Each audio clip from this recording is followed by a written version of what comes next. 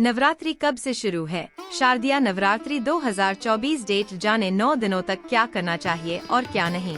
जय माता दी दोस्तों, सनातन धर्म में नवरात्रि को बहुत ही खास माना जाता है। हिंदू पंचांग के अनुसार आश्विन मास के शुक्ल पक्ष की प्रतिपदा तिथि से नवरात्रि पूजा की शुरुआत होती है। पूरे भारत में शारदीय नवरात्रि बड़ी ही धूमधाम से मनाई जाती है। नवरात्रि के पहले दिन कलश स्थापना की जाती है, जिसे घट स्थापना भी कहा जाता है। इस बार शारदीय नवरात्रि 3 अक्टूबर से लेकर 12 अक्टूबर तक रहेंगे। माना जाता है कि नवरात्रि के दौरान कुछ विशेष कार्य जरूर करने चाहिए और साथ ही कुछ कामों को करने से बचना भी चाहिए। माना जाता है कि इन 9 दिनों में मां दुर्गा धरती पर निवास करती हैं और अपने भक्तों की रक्षा करती है। मान्यता के अनुसार नवरात्रि के दिन बेहद पवित्र होते हैं। इन दिनों में भले ही आपने व्रत नहीं भी रखा हो, लेकिन इन दिनों में कुछ कामों को गलती से भी नहीं करना चाहिए। कुछ काम नवरात्रि के दौरान जरूर करने चाहिए। मान्यता है कि ऐसा करने से नवरात्रि की पूजा का शुभ फल मिलता है। कब से है शारदीय नवरात्रि 2024?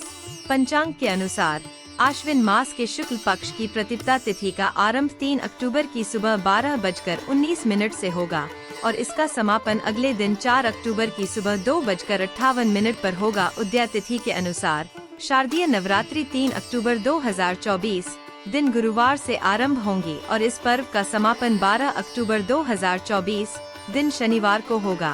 कलश स्थापना का मुहूर्त पंचांग के अनुसार 3 अक्टूबर को घट स्थापना का मुहूर्त सुबह 6:15 से लेकर 7:22 तक होगा। घट स्थापना के लिए कुल 1 घंटा 06 मिनट का समय मिलेगा।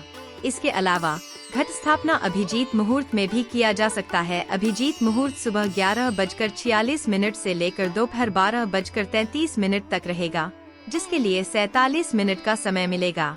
चलिए अब जानते हैं शारदीय नवरात्रि पूजन विधि। नवरात्रि के पहले दिन व्रती द्वारा व्रत का संकल्प लिया जाता है। इस दिन लोग अपने सामर्थ्य अनुसार 2, 3 या पूरे 9 दिन का उपवास रखने का संकल्प लेते हैं। संकल्प लेने के बाद मिट्टी की वेदी में जौ बोया जाता है और इस वेदी को कलश पर स्थापित किया जाता है। हिंदू धर्म में किसी भी मांगलिक काम से पहले भगवान गणेश की पूजा का विधान बताया गया है और कलश को भगवान गणेश का रूप माना जाता है, इसलिए इस परंपरा का निर्वाह किया जाता है। कलश को गंगाजल से साफ की गई जगह पर रख दें। इसके बाद देवी देवताओं का आवाहन करें। कलश में 7 तरह के अनाज, कुछ सिक्के और मिट्टी भी रखकर कलश को आम के पत्तों से सजा ले। इस कलश पर कुल देवी की तस्वीर स्थापित करें। दुर्गा सप्तशती का पाठ करें। इस दौरान अखंड ज्योति अवश्य प्रज्वलित करें। अंत में देवी माँ की आरती करें और प्रसाद को सभी लोगों में बांट दें। अब जानते हैं हमें कौन कौन से काम शारदीय नवरात्रि में करना चाहिए। माँ दुर्गा को लाल रंग बहुत पसंद है। लाल रंग को समृद्धि, सौभाग्य, शक्ति और प्रेम का प्रतीक माना जाता है। नवरात्रि में माँ दुर्गा को लाल रंग के फूल चढ़ाएं और लाल रंग की चुनरी या वस्त्र जरूर चढ़ाएं। नवरात्रि में माता दुर्गा के अलग अलग रूपों की पूजा करें। विशेष रूप से रोजाना अर्पित करने के लिए नए फूल, फल और मिठाइयाँ माँ दुर्गा को अर्पित करें।